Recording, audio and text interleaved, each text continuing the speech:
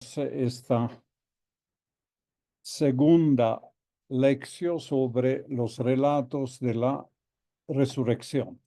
El lunes pasado hicimos una introducción general describiendo lo que eran los relatos evangélicos de la lección, leyendo en las cartas de San Pablo los primeros anuncios o la primera comprensión, los primeros testimonios de la resurrección, y también vimos un poco en el contexto de la cultura eh, judeocristiana, judía, básicamente, el concepto de resurrección que no es necesariamente el que nosotros tenemos, pero sobre muchas de estas cosas volveremos en ya la lectura de los diferentes relatos. Como dijimos, el primer relato evangélico en ser escrito alrededor del año 70, tal vez un poco antes, es el relato de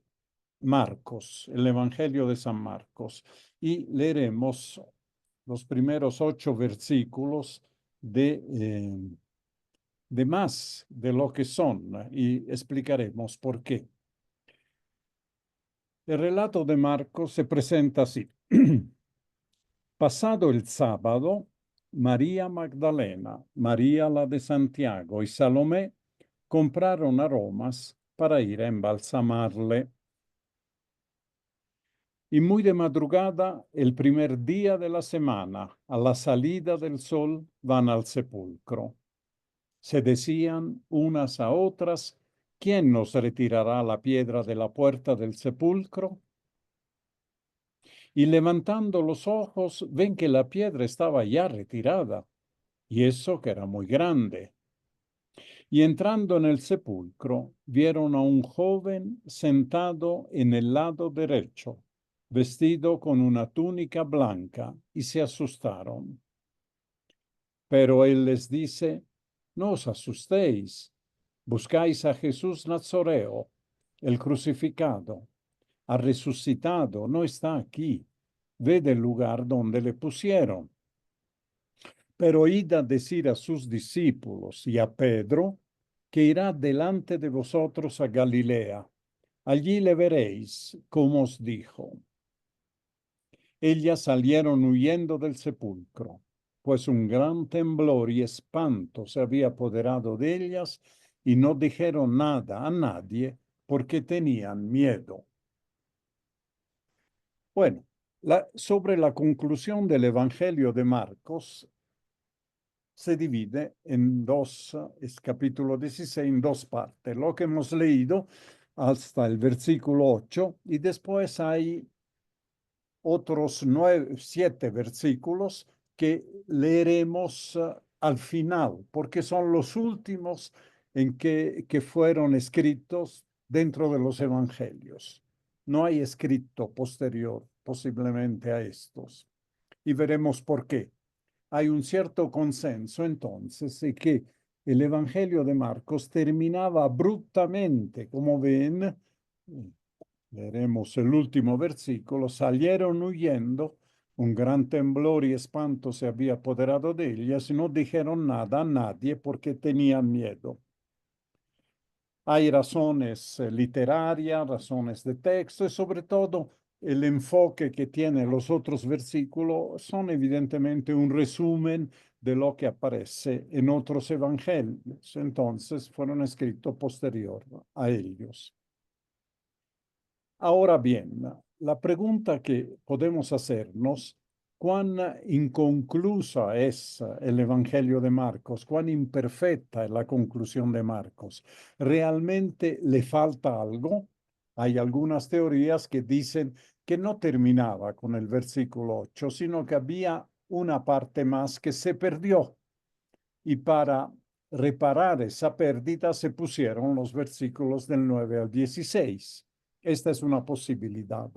Otra posibilidad es que Marcos conscientemente haya querido terminar su evangelio en el versículo 8 y tal vez hay motivos para eso.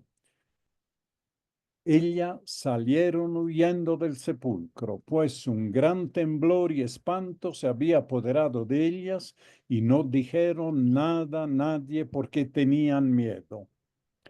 Este versículo 8 nos trae a la mente varios pasajes del Evangelio de San Marcos, pasajes ligados a dos temas.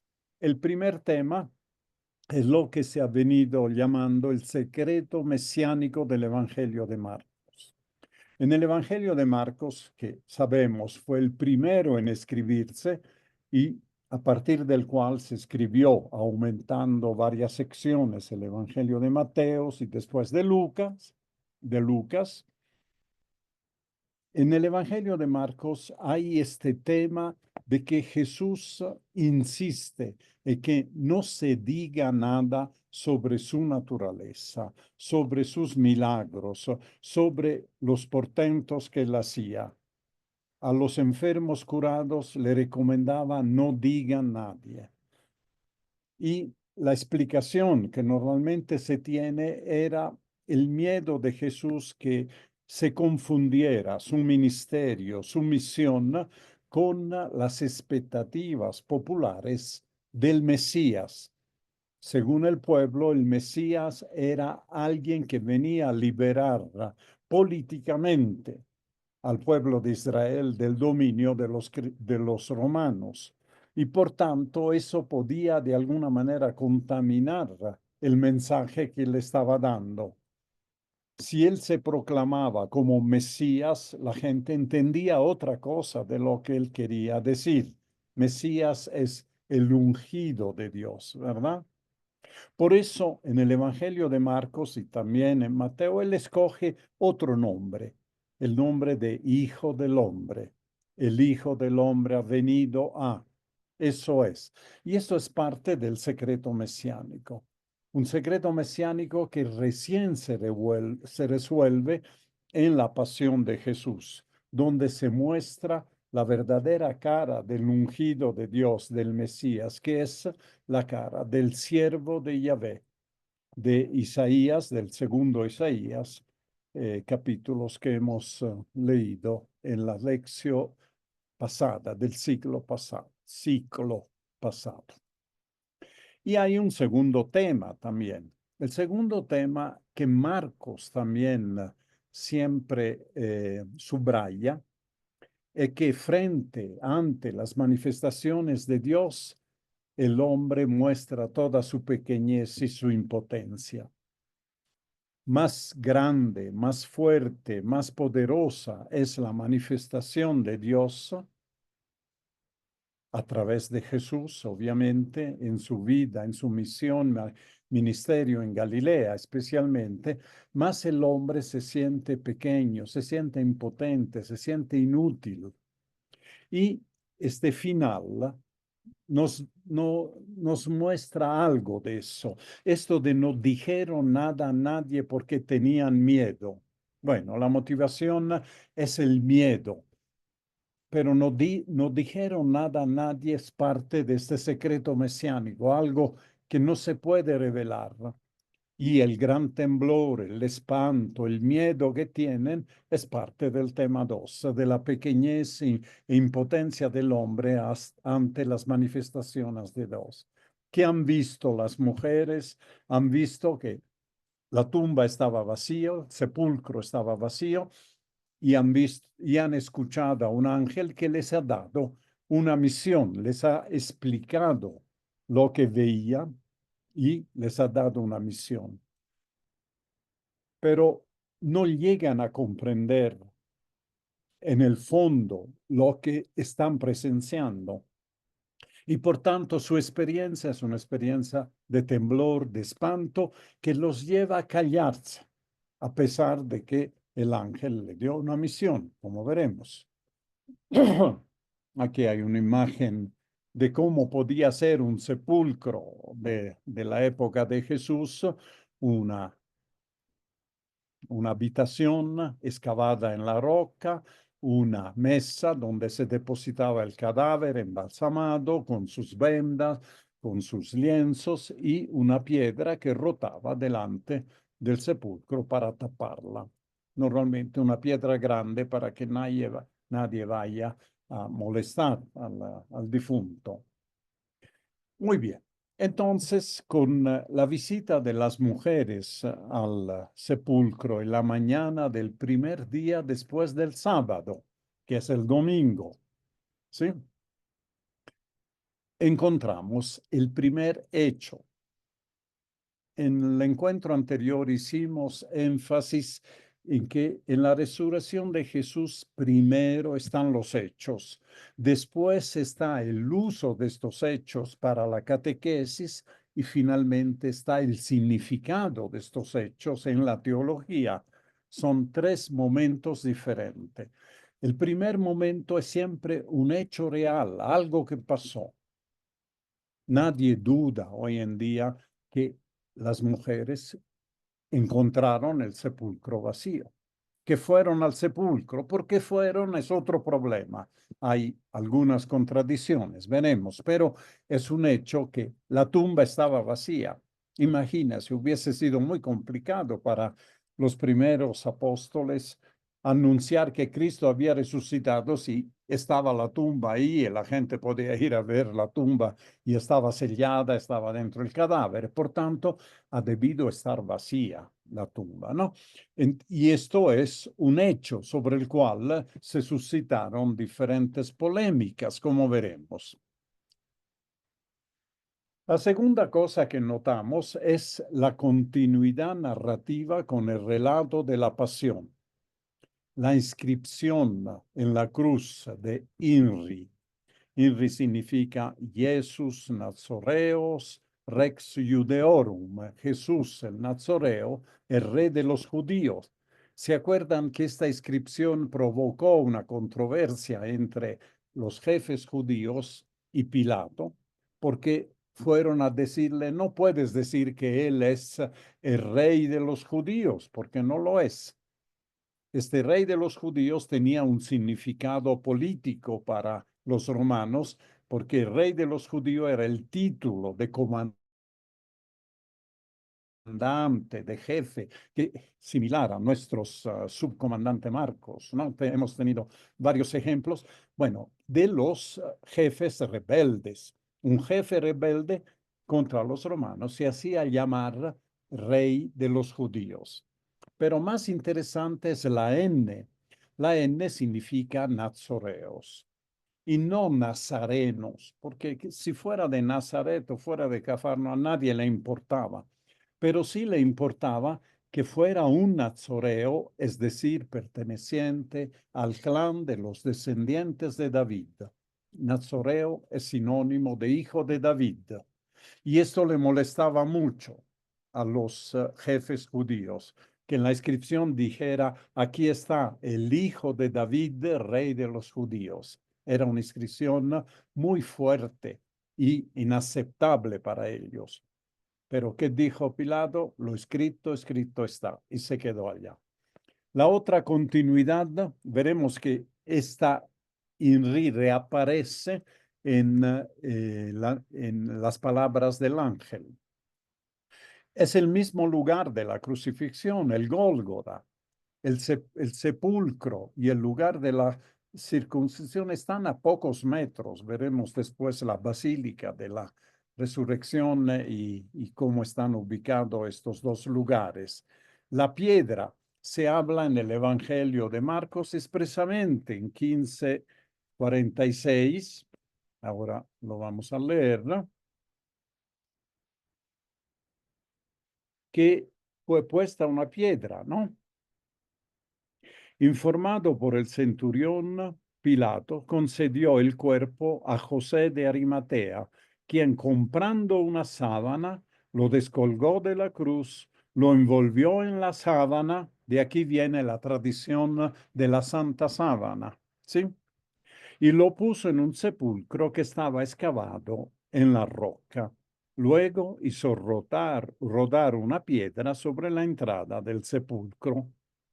María Magdalena y María la de José se fijaban dónde era puesto. Hay testigos entonces de la sepultura que son las mujeres. Eran las mismas mujeres que presenciaron la sepultura de Jesús, las que van en la mañana del domingo, del primer día después del sábado, van al sepulcro. Y más adelante, estas mujeres están nombradas en el Marcos 15:40. Había también unas mujeres mirando desde lejos. Los discípulos se habían hecho gas, ya sabemos, todos habían ocultado, posiblemente habían escapado a Galilea por miedo a que se los agarrara.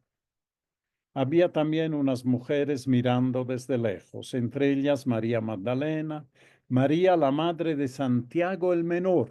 Santiago el Menor es uno de los apóstoles, por si acaso. Y de José y Salomé. Salomé se piensa que es la madre de los hijos de Zebedeo, es decir, de Santiago y Juan, ¿no? Que le seguían y le servían cuando estaba en Galilea, y otras muchas que habían subido con él a Jerusalén.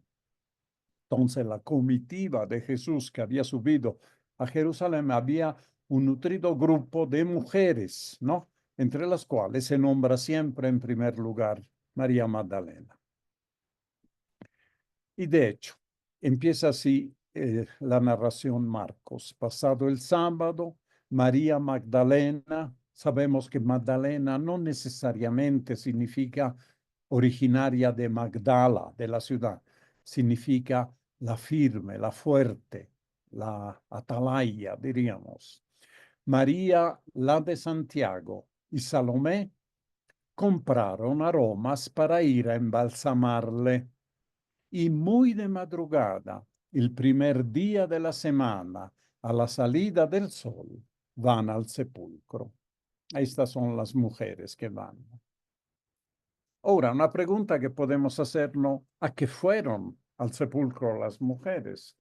No fueron a dejar flores, porque no se habla que habían comprado flores. Habían comprado aromas para ir a embalsamarle. Hay una intención como que el cuerpo hubiese sido sepultado muy a la rápida, porque ya era el día sábado y entonces al caer la noche o el atardecer del día viernes empieza el día sábado. Era un sábado muy solemne, era el sábado de la Pascua judía del año 30. Muy bien.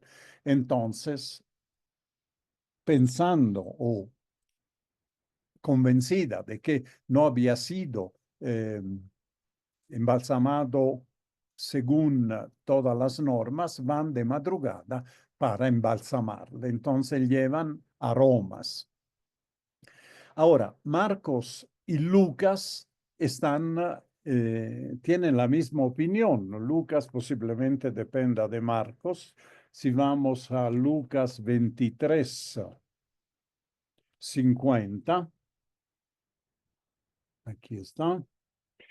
Había un hombre llamado José, miembro del consejo, hombre bueno y justo, que no había sentido el consejo y proceder de los demás. Era de Arimatea, José de Arimatea, ciudad de Judea, y esperaba el reino de Dios. Se presentó ante Pilato, le pidió el cuerpo de Jesús y después de descolgarle, le envolvió en una sábana. Lo mismo, parece que Lucas depende de Marcos, no por su relato. Y le puso en un sepulcro excavado en la roca en el que nadie había sido puesto todavía. Era el día de la preparación y apuntaba el sábado, es decir, ya había anochecido. Las mujeres que habían venido con él desde Galilea, continúa Lucas, ¿sí? Fueron detrás y vieron el sepulcro y cómo era colocado su cuerpo, y regresando prepararon aromas y mirra. Y el sábado descansaron según el precepto. El primer día de la semana, muy de mañana, estas mujeres fueron al sepulcro, llevando los aromas que habían preparado. ¿Sí? Entonces ven que en Marcos y en Lucas parece que la intención es la misma, llevar aromas para terminar de embalsamarlo o de embalsamarlo. Pero esto no concuerda con lo que nos cuenta Mateo. Si nosotros vamos a Mateo 28:1, dice así: Pasado el sábado, al alborear el primer día de la semana, las mismas mujeres, María Magdalena, la otra María, fueron a ver el sepulcro. Fueron a ver el sepulcro. No fueron a embalsamarle, fueron a ver. Parece una visita piadosa. Fueron a rezar delante de la piedra que había sido puesta. ¿Sí? ¿Y qué dice el Evangelio de San Juan? ¿No? El Evangelio de San Juan, en 19, 38, 42, nos da otra versión. Dice así: después de esto, José de Arimatea, siempre él, ¿no? Que era discípulo de Jesús, aunque en secreto por miedo a los judíos, pidió a Pilato autorización para retirar el cuerpo de Jesús. Pilato se lo concedió. Fueron pues, se retiraron su cuerpo de la cruz, obviamente. Fue también Nicodemo, aquel que anteriormente había ido a verlo de noche, con una mezcla de mirra y aloe y de unas 100 libras. Tomaron el cuerpo de Jesús y lo envolvieron en vendas con los aromas, conforme a las costumbres judías de sepultar. En esto San Juan se muestra mejor informado. Los muertos judíos se envolvían en vendas, ¿m? No, no en un lienzo. En un lienzo podía ser solo si por apuro, ¿no? Temporalmente lo habían puesto, pero ahí está, conforme a la costumbre judía de sepultar. En el lugar donde había sido crucifijo había un huerto. En el huerto un sepulcro nuevo en el que nadie todavía había sido depositado. Allí pues, porque era el día de la preparación de los judíos y el sepulcro estaba cerca, pusieron a Jesús. De manera que según San Juan, José de Arimatea y Nicodemo cumplieron el rito fúnebre judío según las reglas. Llevaron los aromas y lo envolvieron en vendas. Y esto después se refleja en el relato de Juan de la resurrección. Como ven, no hay acuerdo. Ya hemos dicho que es imposible tener una sinopsis, es decir, una comparación equivalente de los relatos, porque son relatos que vienen de diferentes tradiciones y tienen diferentes fines, ¿no? Muy bien. Cuando la pregunta que podríamos hacer, ¿no? También podríamos leer para entender un poco esta diferencia lo que dice Mateo en 26:12. A ver,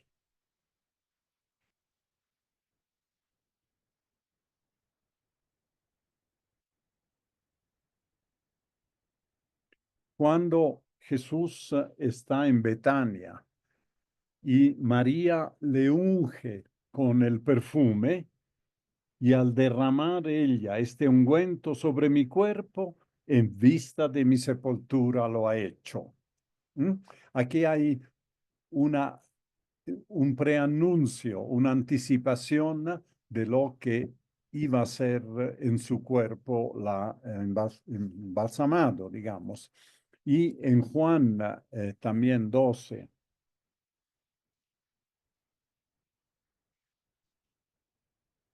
del 1 al 8, la misma unción de Betania tenemos, ¿no? Y el relato es más o menos el mismo. Entonces María, tomando una libra de perfume de nardo puro muy caro, ungió los pies de Jesús y los secó con sus cabellos, y la casa se llenó del olor del perfume. Dice Judas Iscariote, uno de los discípulos, el que le había de entregar: ¿por qué no se ha vendido este perfume por 300 denarios y se lo ha dado a los pobres? Pero no decía esto porque le preocuparan los pobres, sino porque era ladrón. Y como tenía la bolsa, se llevaba lo que echaban en ella.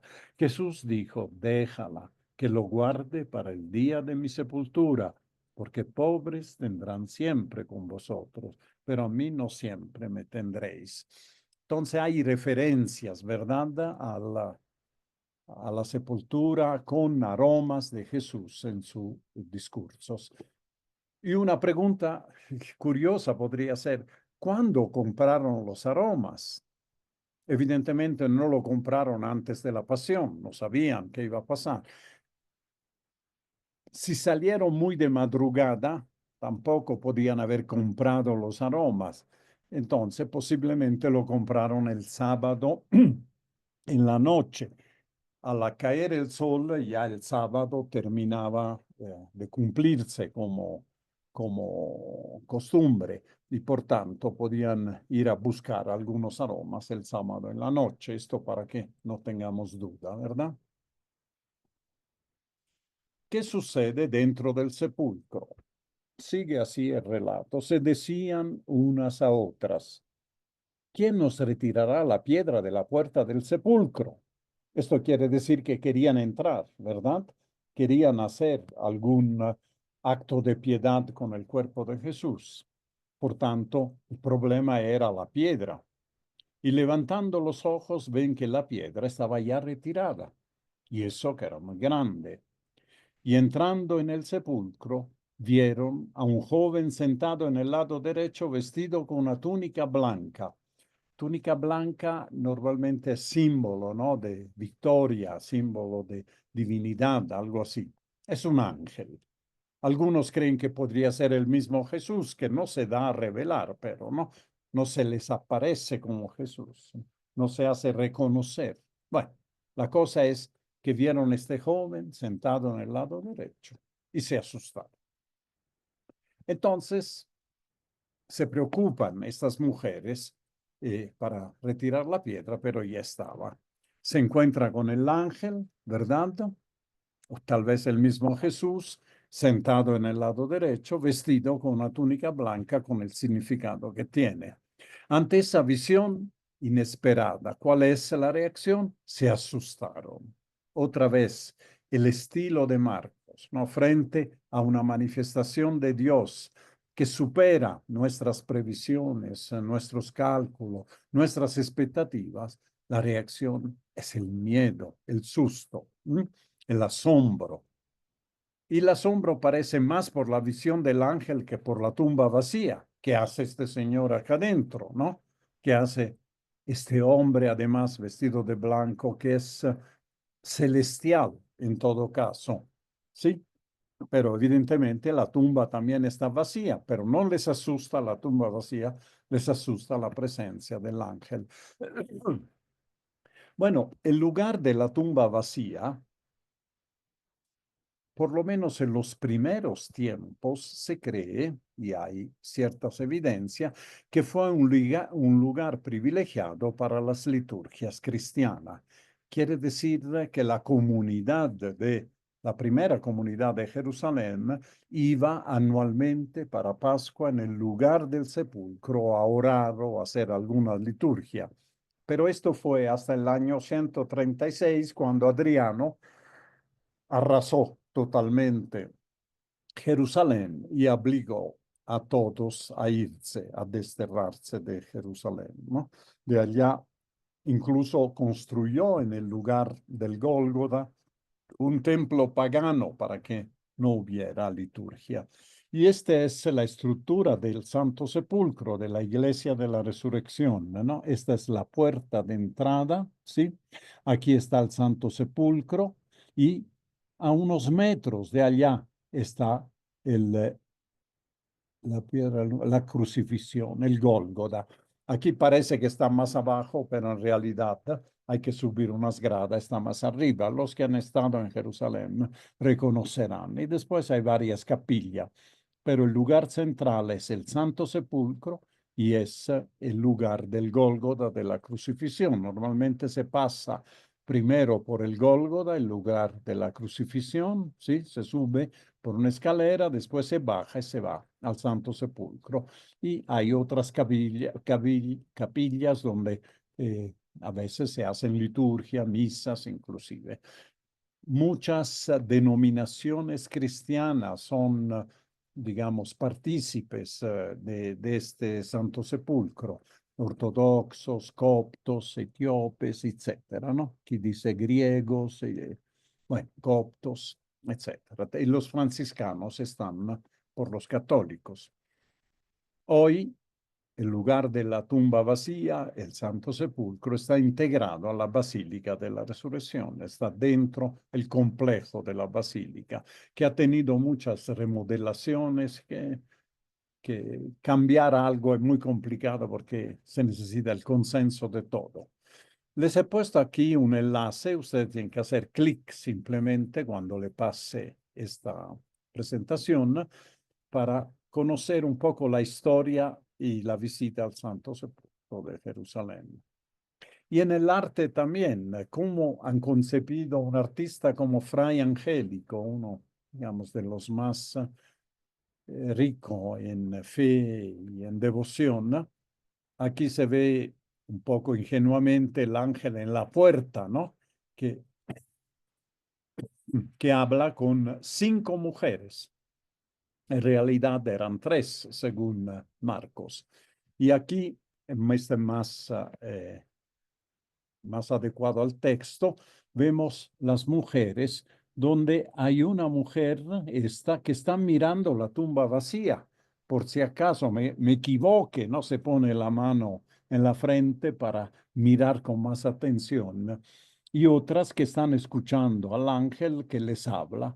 Y aquí hay una monja que debe ser una santa para el cual se ha hecho esto en la capilla de la cual se ha hecho este pintura. Y en el fondo tenemos la imagen de Cristo resucitado con la bandera, el estemma de la resurrección, ¿no? Entre las dos hay diferencia en la actitud de las mujeres. Aquí están tranquilas mirando como le están contando una historia, pero aquí si ven la cara están realmente asustadas, ¿no? Ahí refleja más el susto y aquí refleja más la tumba vacía. Hay otras pinturas de esto, pero era solo para mostrarle que en el arte siempre se interpreta, ¿no? El hecho, no se refleja literalmente. Y vamos a las palabras del ángel. ¿Qué dice el ángel? No os asustéis, buscáis a Jesús Nazareno, el crucificado. Fíjense en estas palabras. Buscáis a Jesús Nazareo, el de INRI, Jesús Nazareos, crucificado. ¿Dónde estaba esta inscripción? El crucificado. Ha resucitado, él mismo, el que murió, el hijo de David, ¿no? El Mesías, ha resucitado, no está aquí. Este es el primer anuncio evangélico de la resurrección. El ángel le dice, no lo busquen aquí, ha resucitado. Miren el lugar donde le pusieron. Evidentemente el lugar está vacío. No era una tumba, era en realidad una mesa, ¿no? Donde se depositaba. Pero id a decir a sus discípulos y a Pedro, siempre Pedro diferente, ¿no? Nombrado aparte de los discípulos, que irá delante de vosotros a Galilea. Allí le veréis como os dijo. Allí le veréis como os dijo. ¿Qué les dijo? ¿Que iría a Galilea? No, les dijo que me volverán a ver después de un tiempo. No les dijo a Galilea, pero como os dijo, se refiere que lo volverán a ver, ¿verdad? Lo mismo que resucitó al tercer día según las escrituras. Las escrituras no dicen al tercer día, dicen resucitó. Bueno, hay que entender, ¿no? El motivo se repite, el motivo constante de Marcos por la pequeñez humana ante Dios, ¿no? En este caso hemos visto el miedo es provocado por el ángel, ¿no? Normalmente el miedo, el susto y no la alegría es la reacción normal al anuncio pascual.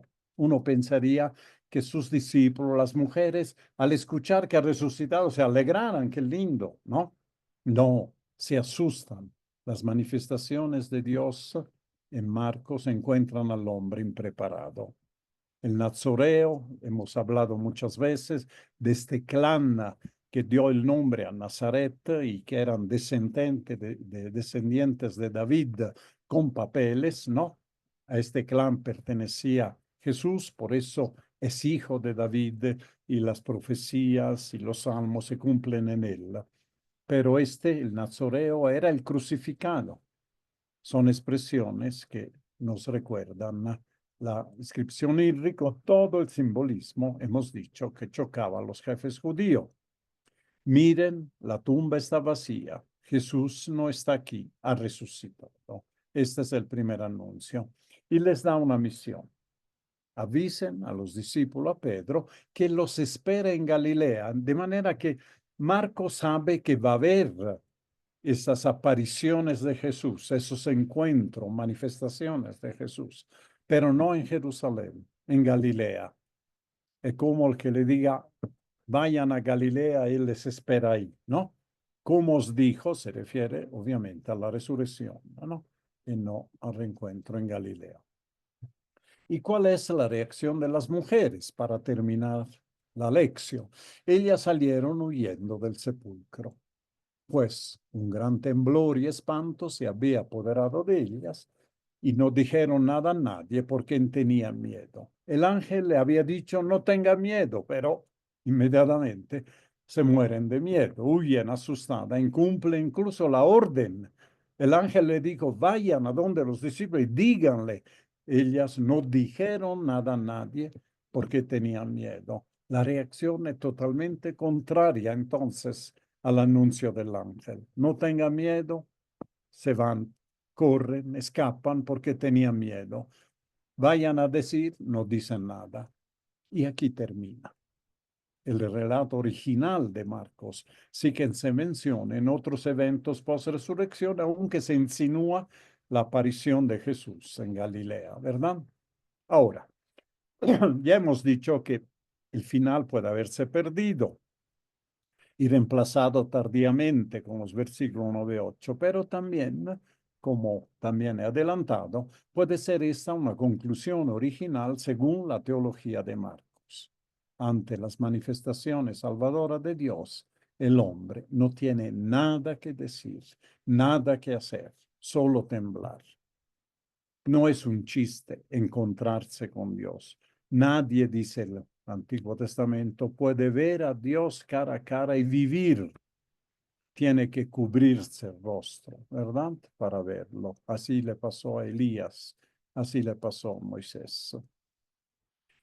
Una breve meditación sobre la tumba vacía, a ver que si algo nos inspira la tumba vacía.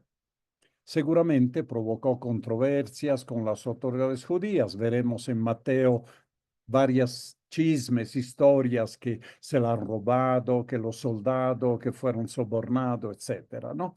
Incluso entre los exegetas hay discrepancias si la tumba vacía fue realmente un hecho o no. Tuvo que ser un hecho por la simple razón que no era posible anunciar la resurrección teniendo un cuerpo en una tumba. Para los judíos la resurrección era resurrección de la carne, ¿sí? Entonces tenía que ser junto con el cuerpo. No podía quedarse el cuerpo en la tumba y hablar de resurrección. Y de alguna manera la tumba debía estar vacía, si no, que iban a anunciar que había resucitado y dicen, no, ustedes nos engañan, ¿no? Entonces, desde un punto de vista teológico, ¿sí? La tumba vacía respalda la fe judía en la resurrección de la carne. Los judíos creían en la resurrección, pero al final de los tiempos, la resurrección de todos los justos, de los que habían muerto unidos al Señor, bueno, unidos a Yahvé. Pero de ninguna manera imaginaban una resurrección personal como la de Jesús y además en el tiempo, en la historia, ¿sí? Entonces, era importante que la tumba estuviera vacía. Y Jesús en las apariciones también muestra que tiene un cuerpo tangible. Tóqueme, aquí están mis heridas, aquí están la huella de los clavos, tienen algo de comer, vengan a tomar desayuno, dice a los discípulos en el mar de Galilea. Todo lo mortal de Jesús, Jesús lo ha transfigurado. toda su carne, toda su parte mortal se ha ido de la tumba, ha salido de la tumba porque ha sido transfigurado por la resurrección. Entonces, espiritualmente, esto significa la tumba vacía, que Jesús resucitado no deja nada de corruptible detrás de sí. Todo lo carnal lo ha transfigurado. No ha quedado ninguna huella de Jesús. Fíjense que a veces de los santos se tiene reliquias, ¿no? Un pedazo de su manto, ¿no? De Jesús no ha quedado nada. Claro que hay cientos de clavos de la cruz, pedazos, astillas de la cruz, pero esa es otra historia. La tumba estaba vacía sin nada de Jesús. Todo lo carnal, igual que todo lo mortal había sido transfigurado, también todo lo carnal lo ha transfigurado. Ahora bien, aquí una aplicación que les dejo para su meditación, ¿no? Por eso se llama meditación esta parte. La conversión es para nosotros una forma, una manera, un camino para limpiar nuestros sepulcros. Si creemos que vamos a resucitar con Jesús, que también nosotros, si vivimos con Él viviremos, también nuestra tumba quedará vacía. No literalmente, no materialmente, porque nuestras tumbas van a estar allá con nuestros huesos, con lo que queda. Pero desde un punto de vista espiritual, tenemos que dejar vacía nuestra tumba de qué? De todo lo malo, de todo lo que, en pocas palabras, hemos vivido sin amor. ¿Y cómo la limpiamos la tumba? La limpiamos a través de la conversión. Con nuestras conversiones vamos limpiando, sacando cosas de manera que un día ojalá lleguemos a resucitar, dejando también nosotros la tumba vacía. De hecho, esta es la reflexión que les dejo. ¿Qué quedará en nuestra tumba de cada uno de nosotros? El Papa Francisco suele decir que nadie se lleva nada, ¿no? Cuando muere, no tiene un camión de mudanzas. Y esto tiene también sentido práctico, ¿no? Miremos ahora, muchos de nosotros estamos en la última etapa de nuestra vida.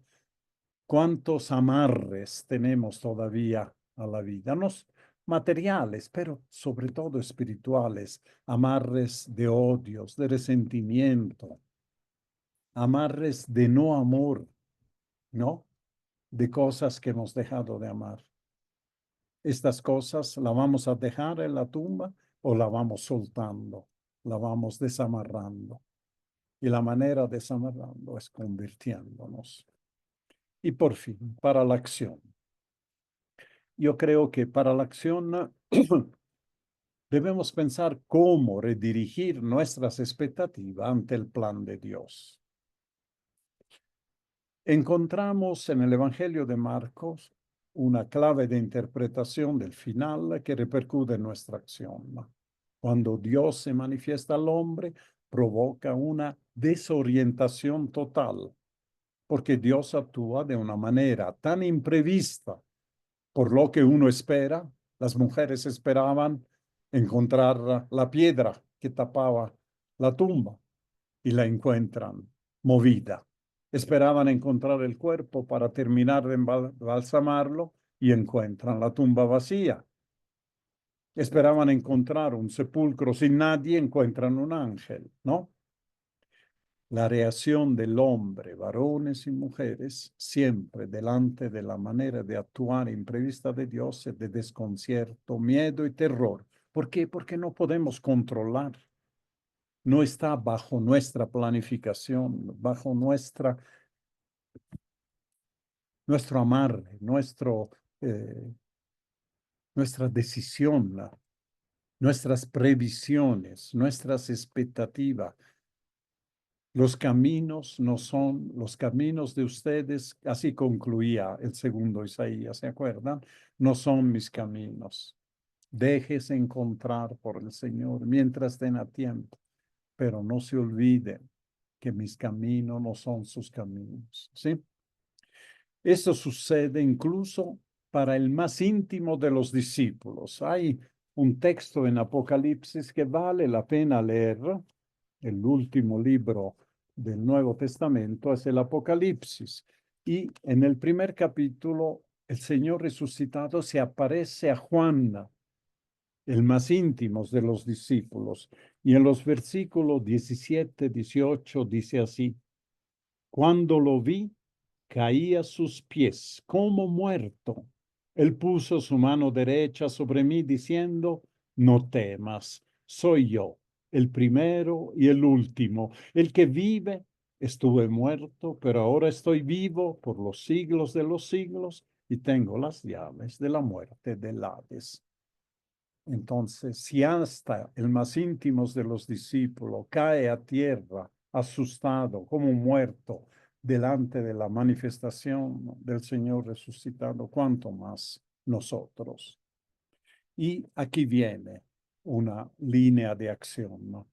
Aprender a no aferrarnos a nuestras expectativas basadas en nuestra experiencia. ¿Por qué? Porque Dios es siempre nuevo, siempre lo renueva. Otra vez volvemos a Deutero Isaías, ¿no? Yo hago las cosas nuevas, eso es, sino estar atento a la manera nueva e inesperada de cómo Dios actúa. En el exilio de Babilonia no había ninguna esperanza y Ciro, Ciro, aparece la liberación, aparece la posibilidad de volver a Jerusalén y de reconstruir el templo. Afortunadamente, en esta nuestra desorientación, cada vez que el Señor trata de enderezar nuestra mirada en nuestra iniciativa, lo hace mediante un ángel, mediante un mensaje, mediante un signo, algo que nos pasa. En este caso ha sido el ángel que les ha dicho: no está acá, no miren a la tumba como la mujer en la pintura de Beato Angélico, que miran la tumba, no miren acá, vayan a avisar, a informar a los discípulos y a nosotros también, como discípulos suyos, nos pide regresar a Galilea. ¿Y qué es Galilea? ¿Qué es nuestra Galilea? Galilea tiene un simbolismo teológico. Primero es periferia. Eso nos recuerda la prédica del Papa Francisco siempre: vayan a las periferias, no se queden en los centros donde tiene su zona de confort, su seguridad. Vayan donde es más difícil. Vayan además a Galilea, donde empezó nuestra historia, donde empezó la misión de Jesús, donde todo parecía lindo, donde la gente seguía a Jesús, donde se multiplicaba el pan, se hacía ver a los ciegos, se resucitaban los muertos. Y finalmente Galilea es también la región fronteriza con las naciones. Entonces, desde Galilea uno tiene contacto con las demás gentes para empezar su misión, para anunciar la resurrección de Jesús a los que no han recibido ese mensaje. Así que a nosotros también el ángel nos dice, nos endereza nuestra mirada y nos pide regresar a Galilea para encontrarnos con el entusiasmo de nuestra fe, lejos de la zona de confort del centro, del centralismo, y cerca a los demás que no han escuchado todavía el anuncio. Y como oración, les propongo lo que se lee en la noche de Pascua, la secuencia pascual. Es un himno muy antiguo que se canta también, un canto gregoriano, que dice: ofrezcan los cristianos ofrendas de alabanza a gloria de la víctima propicia de la Pascua. Cordero sin pecado, que a las ovejas salva, a Dios y a los culpables unió con nueva alianza. Lucharon vida y muerte en singular batalla. El muerto, el que es la vida triunfante, se levanta. ¿Qué has visto de camino, María, en la mañana? A mi Señor glorioso, la tumba abandonada, los ángeles testigos, sudario sin mortaja. Resucitó de veras mi amor y mi esperanza. Vengan a Galilea, allí el Señor aguarda, allí verán los suyos la gloria de la Pascua. Primicia de los muertos, sabemos por tu gracia que estás resucitado. La muerte en ti no manda, Rey y vencedor, apiádate de la miseria humana y da a tus fieles parte en tu victoria santa. Amén. Y con esto hemos terminado. Hacemos clic para salir. A ver. Se supone. Ok. Y vamos a dejar de compartir. Seguramente tenemos pocos minutos, pero unos 10 minutos.